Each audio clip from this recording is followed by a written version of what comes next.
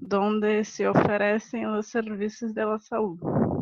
En realidad, cuando hablamos de red de servicios de salud, hablamos principalmente como una red de salud como puerta de entrada. Es la primera puerta de entrada al servicio de salud, ¿ok? Entonces ahí podemos describir lo que es la atención primaria de la salud. Podemos hablar, como lo dice su nombre, como primera puerta en cuanto a una atención en salud, ¿sí? Ya sea para servicios públicos o privados. Pero normalmente la red de servicios de salud es la que se encarga en general en cuanto a las disposiciones de salud, principalmente hablando de las unidades de salud familiar o las atenciones primarias de salud, ¿ok? Estén atentos que en cualquier momento viene otra pregunta. Bueno, vayamos a la parte de lo que es niveles de servicio de salud, que no es lo mismo que estar hablando de lo que son redes de servicios de salud. No lo confundan. Estoy acá aceptando gente, ¿me permiten un rato? Bueno. Cuando hablamos entonces de niveles de salud, podemos describir de lo que son establecimientos clasificados por niveles, nivel 1, 2, 3. ¿Cuáles son? Principalmente, cuando hablamos de niveles, en cuanto al nivel 1, hablamos de aquel puesto de salud de la zona, ya sea de una región, ya sea de una comunidad, es el primer puesto de salud de la zona. Normalmente ese puesto de salud no presenta, a diferencia de los hospitales, no presenta un centro quirúrgico, no presenta. Marilia, apaga tu audio, por favor. Sì, peraí, que estou desligando aqui. Normalmente el nivel 1, por lo tanto, se encarga de la atención primaria del paciente, ¿sí? Aquel paciente que pueda acudir a un centro de salud, ya sea por un dolor de garganta o ya sea por vacunación, es necesario que acuda netamente a ese puesto de salud de la zona. ¿Por qué? Porque cada puesto de salud presentan estos servicios. Aquellos servicios básicos con el personal de salud básico, ya sea el médico de la zona, puede ser una enfermera en algunas ocasiones, bioquímicos no muchas veces llegan a dar lo que son los servicios básicos, ¿sí? Ahora, cuando pasamos a hablar de lo que es el segundo nivel, ya hablamos de un nivel más complejo. Podemos hablar de lo que son los hospitales. Aquellos hospitales ya presentan especializaciones, ya presentan especialistas, puede ser por ginecología, cirugía, pediatría, entre otros, ¿sí? En comparación a lo que es el nivel 1, aquí podemos hablar netamente del médico de la familia o el médico de la comunidad. Es un médico para todos los servicios. ¿Se comprende? ¿Sí? Entonces, cuando hablamos del nivel 1, hablamos principalmente del puesto de salud de la zona, con un servicio básico. ¿Sí? Cuando hablamos del nivel 2, hospitales, otros servicios de salud más complejos, justamente por los servicios que ésta ofrece, ¿sí? Ahora, en comparación a estos dos, nivel 3, ya podemos hablar de hospitales complejos que se encargan directamente de las organizaciones en cuanto a investigación. Entonces, cada nivel tiene su servicio principal, podemos decirlo. Aquí hablemos un poquito de lo que es el primer nivel.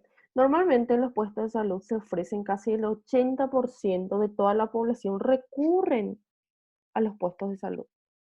¿Por qué? Por ser un hospital básico, por presentar servicios básicos. Entonces toda la población, un 80% recurre a los puestos de salud. Por lo tanto, es la puerta de entrada principal al servicio de salud, ¿sí? Aquí el paciente que tiene dolor de garganta recurre a ese puesto de salud. Si ese dolor de garganta, eh, por alguna complicación o alguna, eh, vamos a dar un ejemplo. Dolor de garganta, paciente recurre al puesto de salud de la zona. En comparación a un paciente politraumatizado, por ejemplo, este paciente politraumatizado no puede recibir eh, servicios en lo que es el puesto de salud. ¿Por qué? Porque este puesto de salud normalmente no presenta todos los niveles de atención en cuanto a infraestructura, ¿sí? ¿Qué pasa con un paciente politraumatizado? Casi el 80-90% de los pacientes politraumatizados requieren de un centro quirúrgico, de un quirófano, que un puesto de salud básico no presenta, pero que un hospital sí. Entonces es importante saber diferenciar cuál es el paciente que puede recurrir al nivel 1 y cuál es el paciente que necesita del nivel 2. ¿Se comprende? ¿Sí? Entonces, esto varía mucho de acuerdo a la complejidad del caso en cuanto al paciente. Por eso les digo, como ejemplo principal, aquel paciente que puede ser tratado en un puesto básico y aquel paciente que debe ser trasladado a otro centro de salud más complejo, que es el del nivel 2, ¿sí? ¿Qué tipos de actividades se desarrollan en lo que es el primer nivel? Prácticamente todas las actividades más comunes a ser realizadas son aquellas charlas educativas, aquellas palestras, como lo llaman ustedes. em, Prácticamente es promoción de la salud. ¿Cómo prevenir enfermedades? De aquí sí sabemos que mamá presenta diabetes, papá presenta diabetes, probablemente ese hijo también presente de aquí a ciertos años. Entonces, ¿qué se hace en ese caso? Se le instruye a la familia en cuanto a la alimentación del niño, en cuanto a las actividades físicas que necesita el paciente, para evitar que de aquí a 10 años también presente la patología de los padres. Entonces se busca promover la salud, enseñarle al chico cómo cuidar o enseñar a la familia en sí cómo cuidar la alimentación, el entorno familiar. Entonces, en el primer nivel normalmente se utiliza mucho lo que es la promoción y protección de la salud. También podemos hablar de lo que es prevención, porque se estudia mucho eso, ¿sí? Otra función en cuanto a lo que es el primer nivel, se llega al diagnóstico precoz, ¿sí? Diagnóstico precoz de una enfermedad. Faringitis aguda se trata, se resuelve, listo, terminó, ¿sí? Es un diagnóstico rápido, si no puede ser solucionado en el primer nivel, pasa al ente privado o público, pero de segundo nivel, un hospital más complejo. ¿Se comprende? ¿Alguna duda hasta ahí? No estoy yendo muy rápido.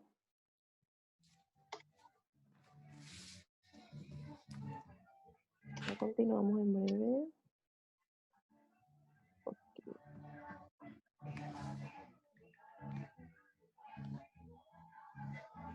Ok, bueno, continuemos.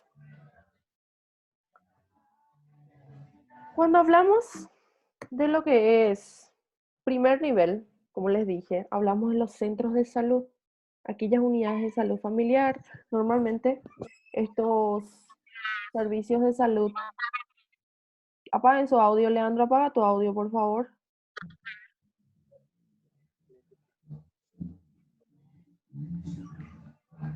Bueno, cuando hablamos de los centros de salud, normalmente son aquellos puestos que se encuentran por unidades de salud familiar de acuerdo a la zona en la que se encuentra. Normalmente estos se distribuyen por cada 2.000 habitantes o menos, dependiendo de la zona, ¿sí? Pasan los 2.000 habitantes, otro puesto de salud. Entonces, muchas veces un puesto de salud por cada 2.000 habitantes. ¿Se dan cuenta ¿cómo podemos decirlo? La diferencia en cuanto a lo que son servicios de salud? No da abasto un puesto de salud para tanta cantidad de gente, ¿sí? Pero forma parte. ¿Cuál es la función principal? Normalmente estos crean, como habíamos dicho, promoción de la salud, prevención a través de charlas educativas. ¿Qué tipo de charlas?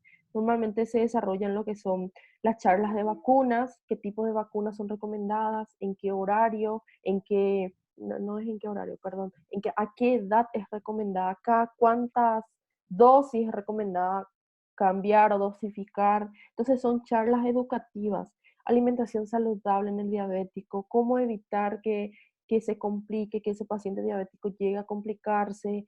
Prácticamente todas las actividades en cuanto a información, esto se realiza en los puestos de salud, ¿sí?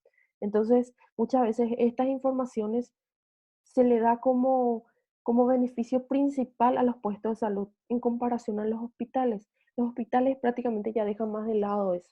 Se dedican directamente al tratamiento del enfermo, ¿sí? Como les dije, si necesita quirófano, entonces directamente recurren a eso, sin necesidad de estar haciendo charlas educativas. ¿Por qué? Porque esto corresponde a lo que son las unidades de salud familiar, ¿sí?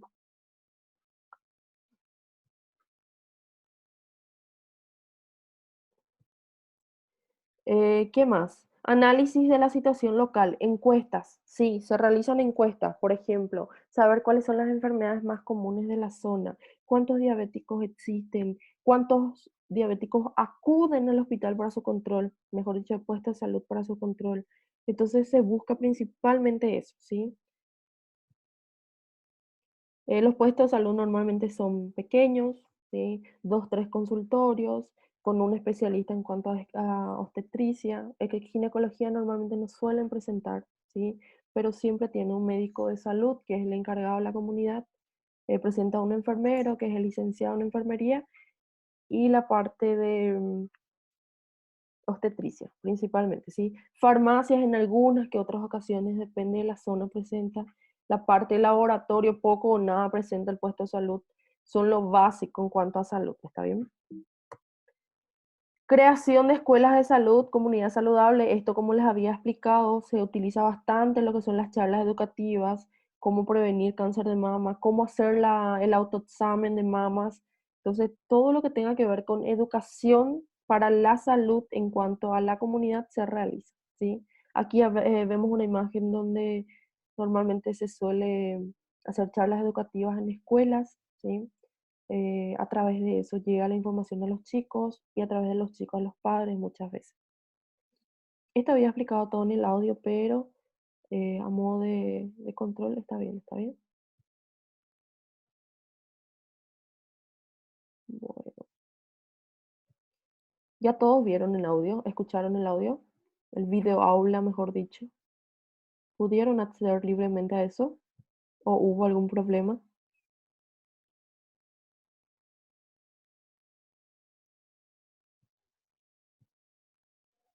Todo bien, ok.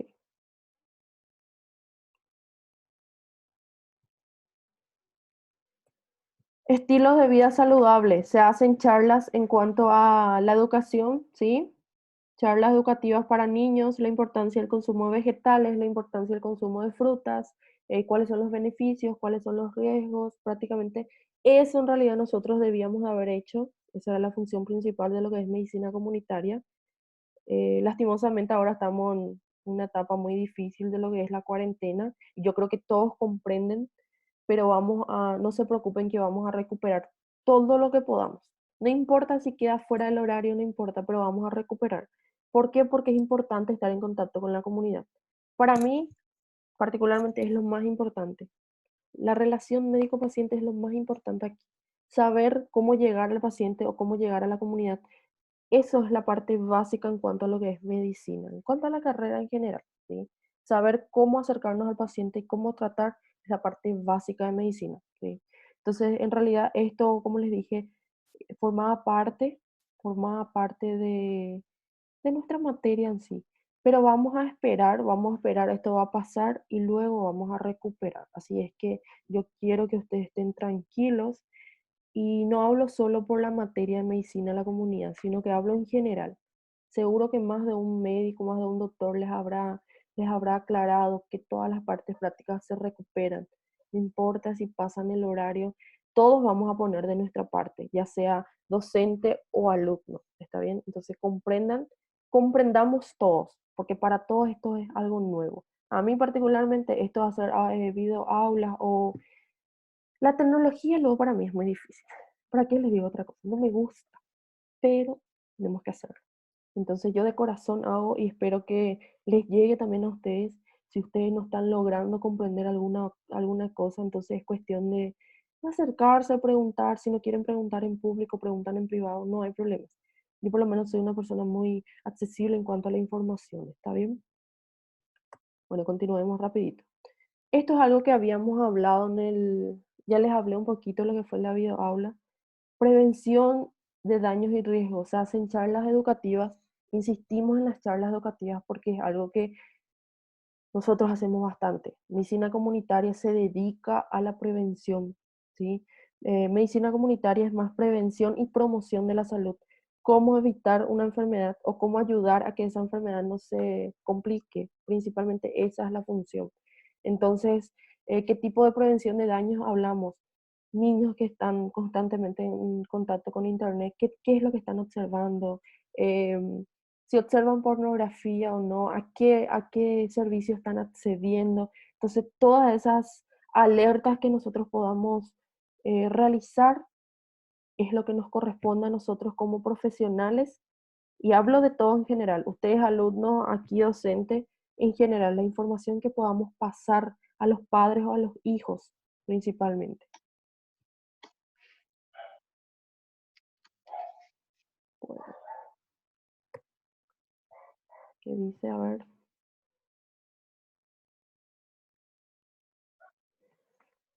Normalmente las charlas son las palestras, sí, charlas son palestras educativas, lo llamamos.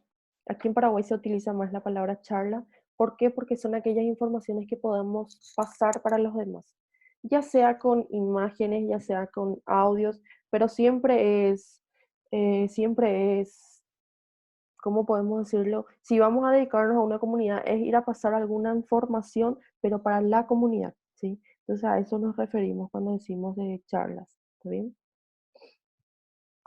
Bueno, estas son imágenes relacionadas a las prevenciones que podemos realizar nosotros, ¿sí? El uso de internet, como les digo, la electricidad, cómo evitar que, cuando hablamos de accidente es una palabra que no está dicha en vano, ¿sí? Uno no busca que eso suceda, pero ¿cómo ayudamos a prevenir? Por ejemplo, quemaduras por agua caliente, quemaduras por aceite, que es lo más común y normalmente se ve hasta los 5 años de edad en los niños. No digo que pasados los 5 son más frecuentes, no, disminuye. Puede ocurrir, pero disminuye. Entonces es importante alertarle a los padres acerca de qué es lo que debemos evitar, que niños no estén jugando en la cocina, que no estén corriendo alrededor del fuego. Son educaciones o informaciones que nosotros podemos pasarle a los demás, ¿sí? Porque recuerden que no todos tienen acceso a la educación. No todos tienen acceso a la educación. Y hablamos de gente más vulnerable, aquella gente que está por comunidades alejadas de la zona donde prácticamente reciben educación limitada principalmente. Entonces, nosotros debemos de acudir a esos casos. Espérenme que mi Zoom me está pidiendo actualizar. Actualizar. Oh, oh. ¿Me siguen viendo?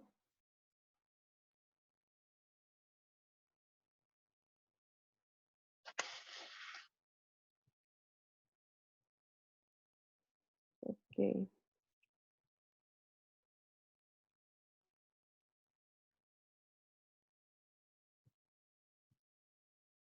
Espérenme un rato, por favor, porque no le entiendo esto. Bueno, como decía, en cuanto a lo que es niveles de atención en salud, vamos a hablar un poquito de los siguientes niveles. ¿Qué es esto? Bueno, análisis de la situación local. ¿Qué es esto, gente? No sé de dónde salieron esas flechas, pero me van a tener que disculpar porque no sé de dónde viene. Bueno, segundo nivel. Principalmente, como les dije, están enfocados en cuanto a atención más integral. Aquí ya hablamos de aquellas especializaciones. Pediatría, ¿sí? Hablamos de ginecología, cirugía. Son los puestos más complejos. Tenemos centros quirúrgicos, tenemos quirófano, que es lo mismo. Prácticamente promoción y prevención en cuanto a la enfermedad, vayamos directo a lo que es el diagnóstico. Incluso hasta el tratamiento son mucho más rápidos en el segundo nivel, ¿sí? Los hospitales más complejos tienen salas de internación, presentan urgencias en comparación a los puestos de salud. Presenta un consultorio, una sala de urgencia con los insumos básicos, el nivel 1. Nivel 2 normalmente ya presenta una sala de urgencia mucho más compleja para recibir todo tipo de presentaciones normalmente y recurrir a los tratamientos más complejos. Aquí hablamos ya, le ponemos de ejemplo aquí principalmente en Ciudad del Este, del hospital regional. Hospital regional es, como lo dice su nombre, principal puesto de la zona, principal puesto de la zona, ¿sí? Entonces normalmente es el que acepta, recibe todo tipo de pacientes, ya sea accidente, ya sea pacientes para cirugía, prácticamente todos los servicios, ¿sí? Las funciones que cumplen, como le estuve diciendo, todos los servicios, ya sea promueve la salud, protege la salud y a su vez trata, diagnostica y trata la enfermedad, ¿está bien? Ya tiene mayor cantidad de especialistas. Son muchos más complejos en cuanto a la presentación de los servicios de salud, ¿sí? Son muchos más grandes, presentan mayor cantidad de camas de internación, la sala de urgencia, como les dije, mucho más compleja, mucho más grande, puede recibir varios pacientes a su vez, en comparación al puesto de nivel 1, puede recibir un solo paciente por turno, por vez. Sin embargo, el del nivel 2 ya puede recibir varios pacientes a la vez, en una urgencia principalmente hablando, ¿sí? Tercer nivel de atención, hospital de mayor complejidad. Aquí ya hablamos de aquellos hospitales donde se realizan principalmente las investigaciones, principalmente enfocado en la investigación. ¿Qué tipo de patología más común? ¿Cómo tratar? ¿Cómo evitar? ¿Cómo hacemos que esta enfermedad pueda diseminarse? ¿O cómo podemos hacer para evitar? Hablamos y enfocamos directamente en lo que es la investigación, ¿sí? Principalmente eso. Y no se olviden, lo más importante aquí es saber tratar al paciente en primer lugar. Ya sea primer nivel 1, nivel 2, nivel 3. Aquí la cuestión, lo principal es saber tratar al paciente. Esa relación médico-paciente que ustedes adquieren es lo que el paciente va a recordar eternamente. Ahora, si ustedes llegan al consultorio, muchas veces por ciertos motivos, ya sea personales o no, uno busca, ¿cómo podemos decirlo? O atiende muchas veces con malas ganas o prácticamente, ¿por qué les digo esto? Se busca que ante una relación médico-paciente haya un tiempo mínimo de unos 40 minutos por consulta, que es lo ideal. Se busca como mínimo 40 minutos por paciente, un tratamiento, un diagnóstico, un diálogo de 40 minutos. Ahora, ¿qué pasa? En un ente público donde hay mucha cantidad de pacientes en espera y un límite mínimo en cuanto a atención, porque decimos durante las 4 horas, normalmente se recomienda 20 pacientes por turno del médico, ¿sí? Ahora, ¿qué pasa? Si vamos a atender 20 pacientes en 4 horas, no da abasto dedicarle 40 minutos a cada paciente, ¿cierto?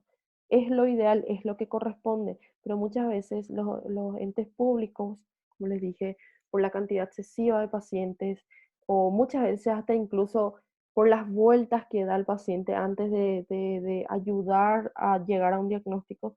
Entonces, ¿cómo podemos decirle? Pasan los 40 minutos, no llegamos a un tratamiento, no llegamos a un diagnóstico y se vuelve mucho más difícil. Ahora, esa relación que ustedes presenten con su médico, a ustedes médicos con sus pacientes, no debe de superar los 60 minutos, ¿sí?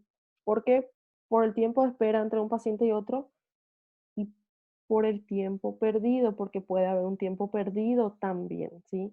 No superen los 60 minutos de atención, tampoco vayan menos de los 40 minutos, lo ideal, ¿sí? Claro que cada caso es diferente, ¿sí? ¿Qué es fundamental? Trato cordial, principalmente. Usar protocolos de salud, respetar esos protocolos de salud. Utilizando como ejemplo lo del coronavirus, tenemos protocolos de salud en cuanto desde el momento de la salida de casa, cómo salir de casa, qué protegernos, qué utilizar, todo es protocolar. Hasta el momento de llegar al servicio de salud, todo es protocolar, se respeta. Y esto podemos hablar en general, ¿sí? Hablando de tratamiento, hablando de diagnósticos, protocolos principalmente, ¿sí? explicar detalladamente al paciente lo que está sucediendo. Importantísimo hacerle saber al paciente qué patología presenta, cuáles son los riesgos, cuáles son los beneficios, cuáles son las posibles complicaciones. Importante informarle al paciente. ¿Está bien? ¿Alguna duda hasta ahí? ¿Alguna duda? ¿Alguna duda? ¿Quieren preguntar alguna cosa? Estoy tratando de explicar.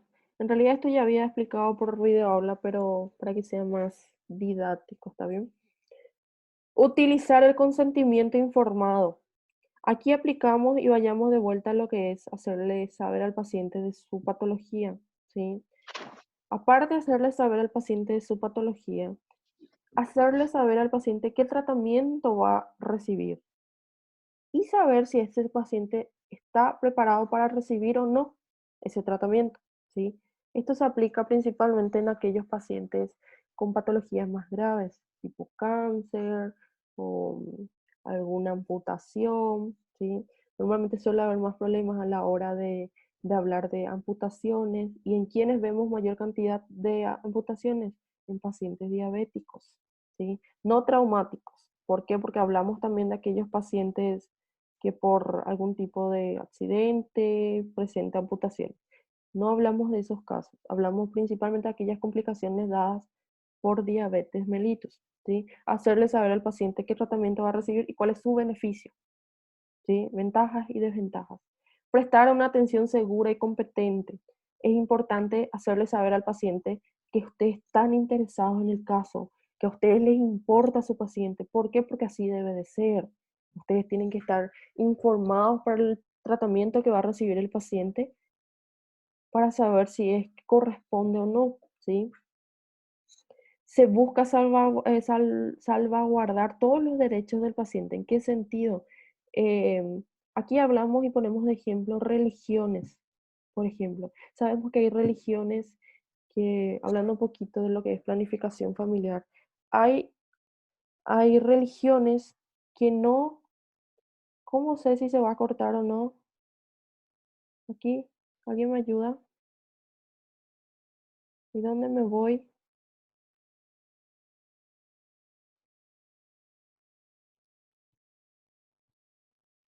Doctora, Hoy, ayúdame. Hola, Mati.